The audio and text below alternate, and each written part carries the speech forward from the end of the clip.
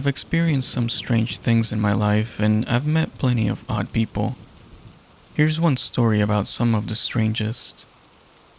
I'll start by saying I don't remember all the details clearly because I was only around 4 or 5 years old when this happened. My parents, however, have helped fill in the gaps, and my mom knew a lot about this family, so she's told me plenty. So let's get into it. When I was 4, my mom and dad were friends with a married couple who had 2 kids. Coincidentally, the woman had the same name as my mom, which I thought was pretty funny back then. They had a boy who was my age and a girl who was around the same age as my older sister. Naturally, our parents decided that the boy and I were going to be best friends, whether we wanted to be or not. My sister and their daughter actually got along really well and became good friends. But for me, it was a different story. This boy terrified me. My strangest memories of him are of him destroying my toys whenever they came over. He'd rip the limbs off my Barbies and pull the stuffing out of my plushies. Every time they left, I'd be in tears, trying to pick up the pieces of my broken toys. I don't remember how my parents reacted to this, but I do remember feeling dismissed. They kept forcing me to let him play in my room whenever they visited, even though I begged them not to. One time, I even lent him my favorite My Little Pony movie on VHS, and it vanished. I was devastated, but my parents didn't seem to care much, and eventually they just forgot about it. My mom would usually sit in the kitchen with the boy's mom while they talked, and they didn't even want me around. His mother would even laugh at me and say to my mom right in front of me, "What a strange daughter you have." My mom wouldn't defend me, and I'll never forget how that felt. It was my first experience of being openly ridiculed, and it set the stage for more bullying later on. That woman was probably the reason her son behaved so badly. According to my parents, she was a genuinely unpleasant person. She would terrify her son with jokes about putting him in the oven and cooking him for dinner. She'd say things like, "I'll turn up the temperature so you'll die faster." And she'd laugh while he cried. Why my mom spent so much time with her, I'll never understand, but my mother has always struggled with setting boundaries and often ends up around controlling people. Unfortunately, this wasn't the only time this kind of friendship would affect our family. Every time I heard the doorbell ring and saw that boy come rushing in, my stomach would drop. One time he came over with the toys doctor's kit he'd gotten as a gift. He smiled at me and said, "We're going to play doctor today. You'll be the patient." I was horrified. I thought he was going to do the same things to me that he'd done to my poor toys. But, to my surprise, he was gentle this time. He acted like any other kid, pretending to listen to my heartbeat, taking my temperature, and giving me shots. It was the only time I remember not being upset after they left. This is a trigger warning for animal abuse, so you can skip to the next section if you prefer. Now, let's talk about the animals. Anyone who follows true crime knows that some violent people start with animals, and this boy fit that profile eerily well. My mom told me about things I don't remember or didn't know about at the time. The family had a cat which suddenly went missing for a few days. It was an outdoor cat, so they weren't too worried at first, but after a while they began to search for it. When his mother asked the boy if he'd seen the cat, he claimed he hadn't. 2 weeks later, one of the parents went out to the backyard shed and found the cat starved to death. It turned out the boy had deliberately locked it inside and acted like he had no idea where it was. Another time when he was at our house, my mom had a bunch of baby chicks and ducklings in the basement. She had incubated them herself and they were just a few days old. The boy and I asked if we could go see them and she said yes. After a while, she went downstairs to check on us. She was horrified to find the boy throwing the tiny birds against the concrete floor, aiming at their water bowl like it was some kind of game. After that, my mom never let him near any of our pets again. I'm sure there were other incidents, but these are the ones I remember hearing about. Now, for what I think and hope was the final straw for my parents. One summer day, the boy and I were playing in the backyard while our parents talked nearby. I don't remember this at all, so I'm relying on what my parents told me later. The boy had found a pair of hedge clippers, not the electric kind, but the manual ones that look like huge scissors. I was focused on something else and didn't notice him creeping up behind me. His father happened to look our way just as the boy placed the clippers on either side of my neck, as if he were about to make a cut. His dad shouted, "Stop!" and rushed over, knocking his son to the ground to protect me. Apparently, I didn't even understand what had almost happened. Afterward, the boy's father took him into our backyard playhouse and they stayed there for an hour and a half until the boy finally muttered, "I'm sorry." He didn't seem to understand or care that what he tried to do was dangerous. Like I said, I hope this was the last straw for my parents. I don't remember if we ever saw that family again after that, but I do remember the relief of eventually never having to see that boy again. I'm pretty sure he's part of the reason I struggled with bullying later in life, always feeling anxious around other kids and acting weird. I heard that he's living a normal life now with a girlfriend, only 30 minutes from where I live. My mom has seen him a few times and insists he's become a quiet and charming young man. She even thinks I should meet him someday to help me get over the trauma he caused. I just told her, no thanks. I don't want to be his first real victim.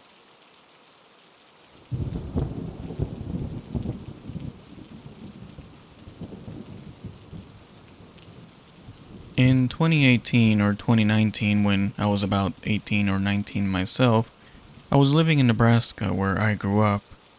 I lived in the state's largest city, but even so, it was basically surrounded by corn and wheat fields. The city was expanding, and as it grew, wealthy families started building huge homes on large properties right on the outskirts, where the fields met the city limits. One of my good friends lived in one of those big houses, right on the edge of town. My friends and I spent a lot of time there. It was the perfect hangout spot. They had acres of land for riding 4x4s, a hot tub, a massive living room for watching sports or binge-watching reality TV. Plus, his parents were super relaxed and let us drink as long as we stayed the night, so we never had to worry about leaving. Despite all the fun, I'll admit I was always a little uneasy about the darkness around their property. The area wasn't well lit, the nearest neighbor was a mile away, and after a certain time, I wouldn't even go outside. I always felt a strange energy when I was driving to or from his place late at night, but nothing ever happened. Until one night. The drive out there was on a long, winding 2-lane road lined with thick trees. Along the way, you'd pass one of the city's largest cemeteries. There was hardly any street lighting, just a lamp here and there, and very little traffic. The whole road felt creepy, and honestly I'd often speed through that stretch just to get it over with. On this particular night, it was around 10 p.m. and the weather was perfect. There was cool spring air, so I had my windows down and was listening to music. I was coming around the curve when I had to slam on my brakes. In the middle of the road, maybe 50 yards ahead, was what looked like a family.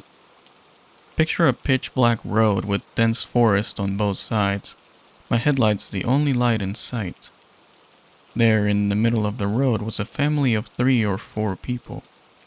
A tall, slim woman, an average height man, a child who looked about 8, and this part really chilled me. The woman was pushing a stroller. They were all facing away from me, walking in the same direction I was driving, completely silent and without any light source. They looked normal enough, their clothes weren't shabby but also not nice, yet there was something off. Before I reached them, they had been walking in total darkness. I turned down my music to see if I could hear anything, but there was nothing. Not even a word or any other sound. The hair on my arms stood up. I stopped my car a short distance behind them, expecting them to step aside or at least acknowledge my headlights. But they didn't react at all. They didn't look back, didn't move, didn't even flinch. They just kept walking, completely unaffected. It was so surreal. I started to question if I was dreaming or losing my mind. And then, without warning, they all stopped walking at the exact same time. Slowly, as if in sync, they turned to face my car. I felt pure terror. I didn't even wait long enough to really see their faces. The moment they began to turn, I threw my car into reverse and sped backward for what felt like 20 seconds before I managed to pull a U-turn, almost running off the road in the process.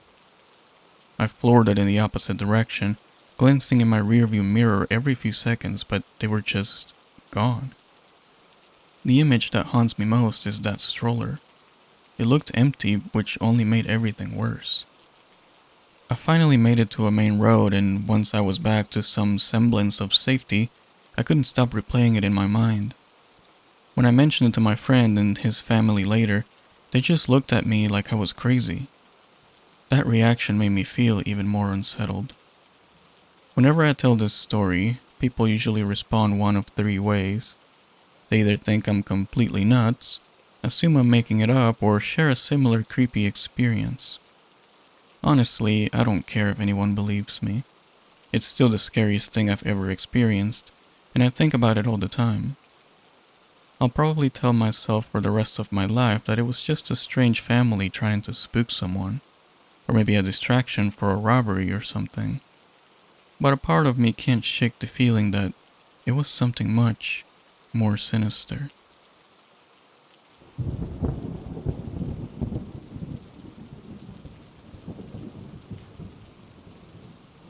In 2001, I was pregnant with my first child. Right before my due date, while I was obviously very pregnant, I was shopping at Walmart when I noticed a woman on every aisle I went down. She looked like she was in her mid-30s. When I got to the baby section to look at clothes, she started asking me questions. At first, they were casual. She asked about the baby's gender and things like that, but soon her questions started to get a little strange. She asked if I was married, whether we lived in a house or an apartment, and even commented on my accent, asking if I had any family visiting for the birth. I'm from Michigan, but I was stationed in Florida. Her questions struck me as oddly personal. I was young, 20, but I was married, and both my husband and I were on active duty. We lived off base in a rental house. I politely answered and told her we were excited and wished her a nice day. But as I moved away, she continued following me. Then she told me her husband was outside in their truck and offered to help me bring my groceries home. At that point, I started to feel nervous. I told her I didn't need any help, thanks, that my husband was home and could help me. But she wouldn't drop it. She said they had a big truck and insisted that they could buy me something large for the baby. I declined again, but she was insistent, almost aggressive. When I refused, she even offered to buy a grill for my husband instead. That's when I felt a wave of panic. Something wasn't right with this woman. I quickly made my way to check out, but she followed me there too. She finished checking out before me and I watched as she hurried out of the store. Sure enough, she and her husband were parked right by the curb near the soda machines, waiting in a beat-up old yellow box truck. The husband rolled down the window and called out, "Would be happy to help you with that." I declined again, loaded my car, and kept an eye on them. As soon as I pulled out of my parking spot, they did too. I immediately sped off, and thankfully they only stayed behind me for a minute or two, but I didn't go straight home. I drove around for about 30 minutes, crying and making sure they weren't following me before I finally headed back. Looking back, that moment is one of the only times in my life that I've ever felt that level of fear. Now, at 44, I'll never forget how unsettling that experience was.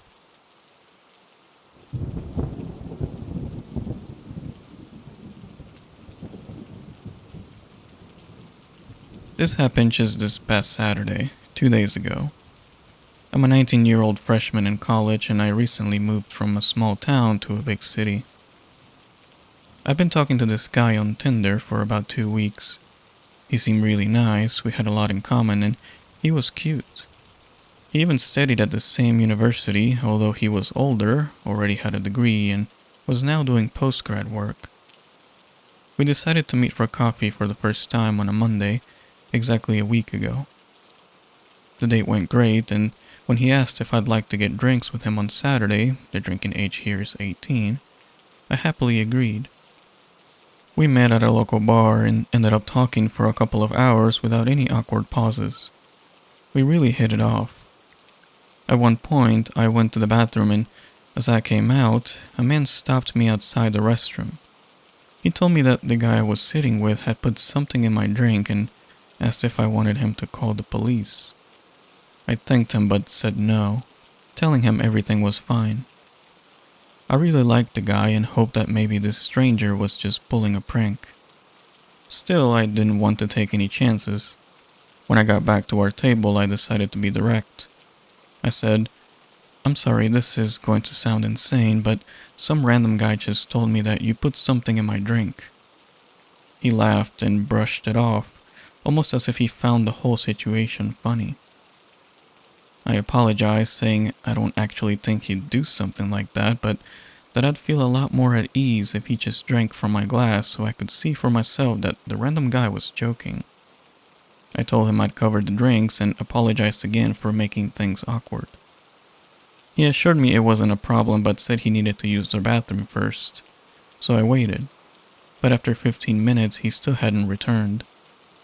I waited a bit longer and after half an hour, I paid for the drinks and went home. When I got home, I checked Tinder and noticed that he'd deleted his account. I figured maybe he thought I was crazy and deleted the app after our date. But something didn't sit right with me. I decided to look him up online but couldn't find anything. Today I went to the records office at my university and asked if a person with his name was studying there. The lady at the desk said she couldn't give out that information, so I asked if anyone with his name had ever graduated from the university. She looked it up and told me no one with that name had ever obtained a degree from there. He lied to me. He told me he'd completed his undergrad at my university. Now I'm thinking he either gave me a fake name or had some other reason to lie. I'm almost certain now that he did spike my drink, and I was incredibly lucky that someone noticed. I don't even want to think about what could have happened if I'd taken a sip. I'm still a bit shaken from the whole experience. I ended up deleting Tinder, and I'm very glad I never gave him my phone number or address. He did offer to pick me up, but I declined and just told him the coffee shop where we met was within walking distance from my apartment. So, he knows the general area where I live, as well as my full name and where I study. Unfortunately, I don't think there's anything I can do about that now, and honestly, I doubt he even gave me his real name.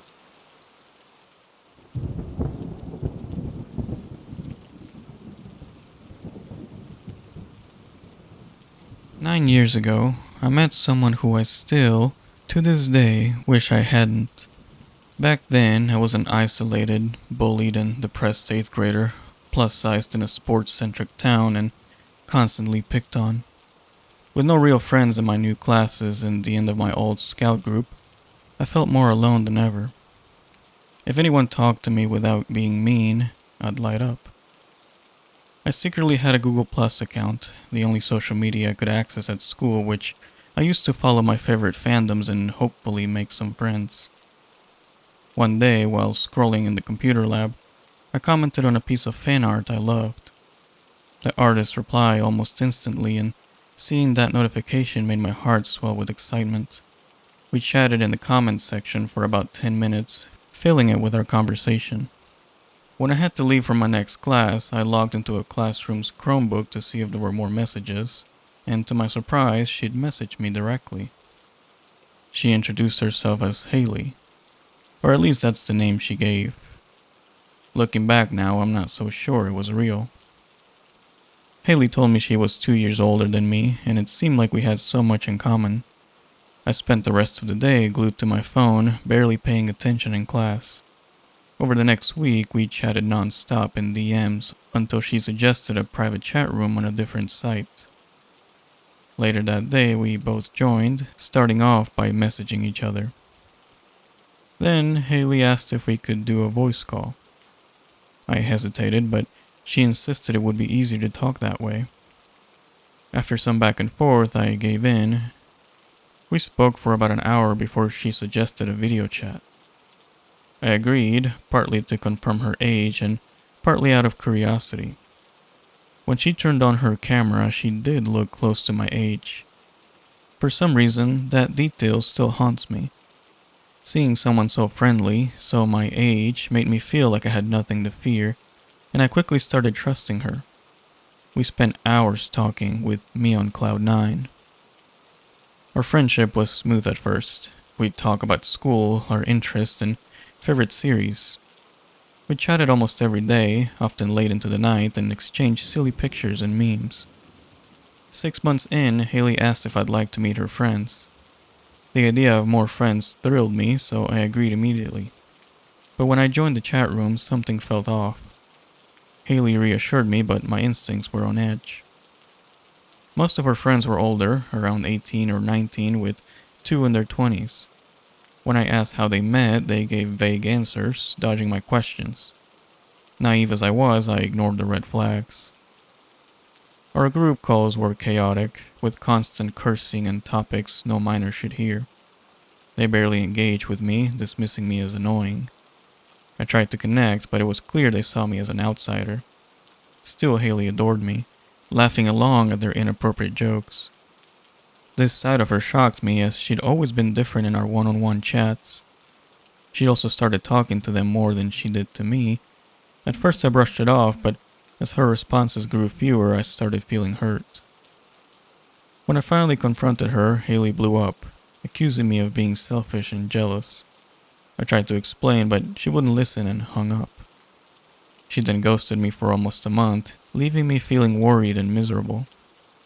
When she finally got back in touch, I was a wreck.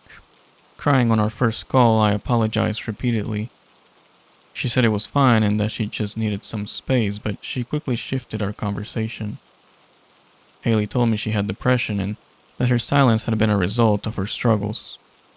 I didn't judge her, and I promised to be there if she needed to talk. But from then on, she began unloading her personal issues daily. Her tough home life, problems with her mom, and a lot of self-hatred. I became her constant support, offering kind words whenever she messaged or called. This became a daily pattern. In the middle of any conversation, she'd switch to talking about her problems, complaining about her day, her looks, or her life. Sometimes she'd even hint at ending things. Those messages terrified me, especially since we lived in different states, so I couldn't help her directly. Whenever she put herself down, I'd spend hours reassuring her until my throat was sore. Then, just as suddenly, she'd switch topics, and would continue chatting like nothing had happened. Our calls became longer and her texts more frequent, often coming in until 3 or 4 in the morning. If I didn't reply fast enough, she'd spam me with messages. I tried ending calls when they dragged on, but she'd guilt-trip me, saying I was abandoning her. Despite feeling drained, I stayed, afraid of losing her attention. This exhausting cycle went on for 2 years, leaving me anxious and overwhelmed. Our connection felt hollow as Haley either ignored me for days or spammed me all weekend. Her self-harm messages escalated too, with pictures of her marks and cryptic goodbyes. Seeing those texts sent me into panic attacks, often leaving me in tears. The group chat grew worse, filled with drama and constant arguments. Haley's friends often ganged up on me, with her leading the rude jokes. I started pulling back, messaging less, but she'd beg me to stay. One night, as the group argued, I reached my breaking point. Fed up, I messaged that I'd had enough, then privately told Haley I needed a break. I left both chats, blocked everyone, deleted my account, and erased the site from my browser history. The relief was indescribable. It felt like escaping a prison, and I cried from the overwhelming freedom.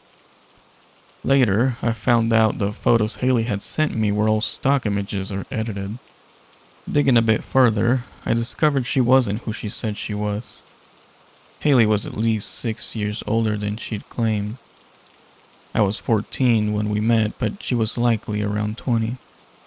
The memories still haunt me, especially the self-harm photos and her dark messages. For months I had nightmares of her finding me again. I've since made much better friends, and I'm confident I'll never hear from Haley again. But sometimes I still wonder, who was she really? And why was she so interested in me? I hope I never find out. And just to clarify, all the pictures she sent of her friends and family, places she'd been, and items she supposedly owned were stock photos. After I blocked her, I reversed image searched some of them out of curiosity. Every single one led back to stock photo sites, just with logos cropped out. She had lied about everything.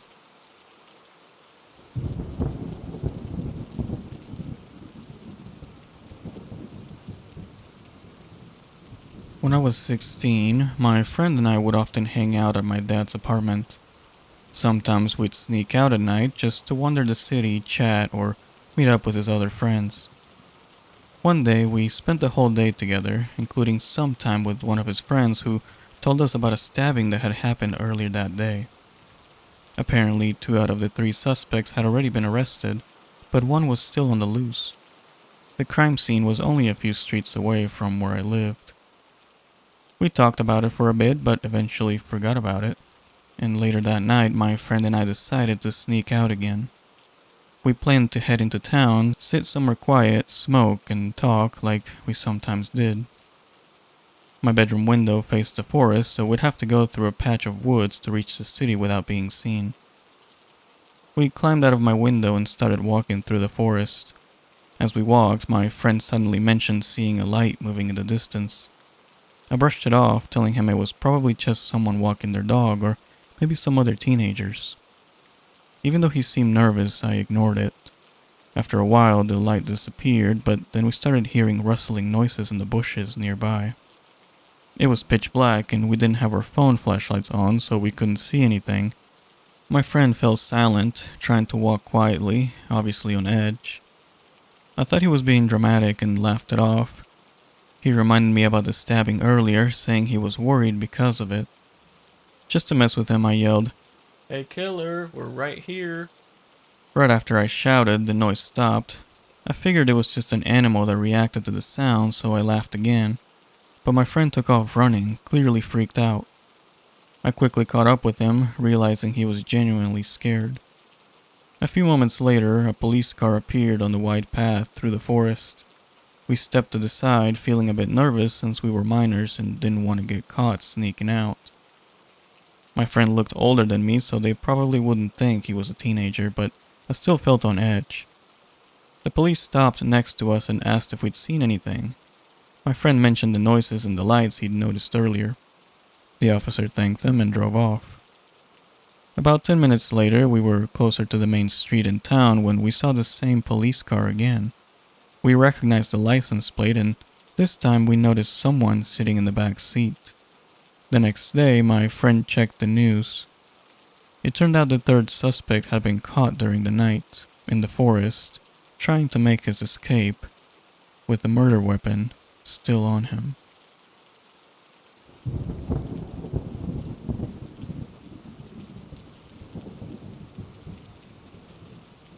I'm a 14-year-old boy, and my mom, who's 43, and I have a system. She'll send me to the store for groceries, and as payment, I get to pick out a little treat like a soda or some chips. Our store is a Safeway, about 4 to 5 blocks from our house. A few months ago, my mom asked me to pick up some groceries.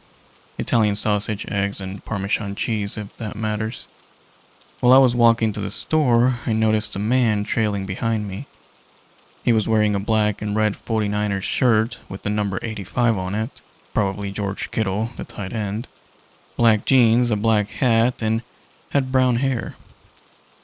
At first, I thought he just happened to be going in the same direction, but after about 2 blocks, he was still right behind me. Trying to shake off my unease, I remembered something from a book about how to check if someone's following you. Cross the street randomly and see if they do the same. I tried it, crossing twice, and each time he followed. By the time I got to the Safeway parking lot, I was feeling pretty nervous. Once inside the store, I headed straight to the back where the manager's office was, hoping to find some help. The manager, a kind man around 30, listened as I explained what was going on. He agreed to walk with me around the store to see if the man was still following. Sure enough, even with the manager by my side, the man kept following us, avoiding eye contact and occasionally whispering to himself, which made everything even more unsettling. Finally, the manager approached him and firmly asked him to leave, warning that security would escort him out if necessary. When the man looked up, I caught a glimpse of his eyes, and it was chilling. They looked empty, almost shadowy, with no life in them. The man finally left the store, and afterward the manager called the police to report the incident. He also called my mom, who came right away to pick me up. A few weeks later, when my mom and I were back at Safeway, the staff informed us that the man was a convicted child molester on parole. After multiple reports from others about his disturbing behavior, he was arrested shortly after our encounter.